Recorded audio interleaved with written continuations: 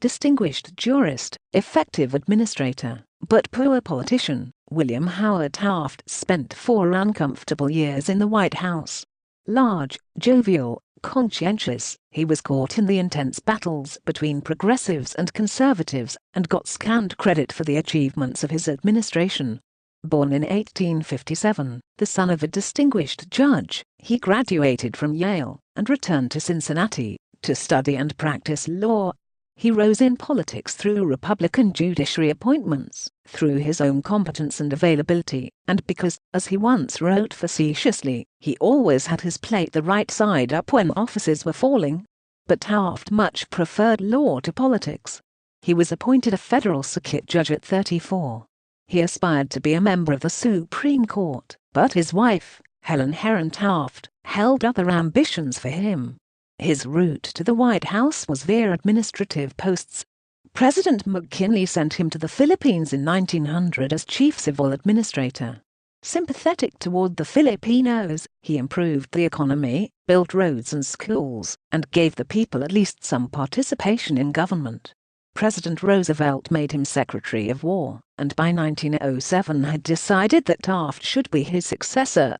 The Republican convention nominated him the next year. Taft disliked the campaign. One of the most uncomfortable 4 months of my life. But he pledged his loyalty to the Roosevelt program, popular in the West, while his brother Charles reassured Eastern Republicans. William Jennings Bryan, running on the Democratic ticket for a 3rd time, complained that he was having to oppose 2 candidates, a Western progressive Taft and an Eastern conservative Taft. Progressives were pleased with Taft's election. Roosevelt has cut enough hay, they said. Taft is the man to put it into the barn. Conservatives were delighted to be rid of Roosevelt, the mad messiah. Taft recognized that his techniques would differ from those of his predecessor. Unlike Roosevelt, Taft did not believe in the stretching of presidential powers. He once commented that Roosevelt ought more often to have admitted the legal way of reaching the same ends. Taft alienated many liberal Republicans who later formed the Progressive Party by defending the Payne-Aldrich Act, which unexpectedly continued high tariff rates. A trade agreement with Canada, which Taft pushed through Congress, would have pleased Eastern advocates of a low tariff, but the Canadians rejected it. He further antagonized progressives by upholding his Secretary of the Interior, accused of failing to carry out Roosevelt's conservation policies.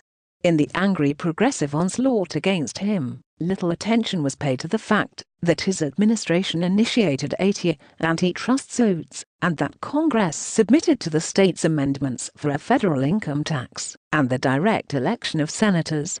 A postal savings system was established, and the Interstate Commerce Commission was directed to set railroad rates. In 1912, when the Republicans renominated Taft, Roosevelt bolted the party to lead the progressives, thus guaranteeing the election of Woodrow Wilson. Taft, free of the presidency, served as professor of law at Yale until President Harding made him Chief Justice of the United States, a position he held until just before his death in 1930. To Taft, the appointment was his greatest honor. He wrote, "I don't remember that I ever was president,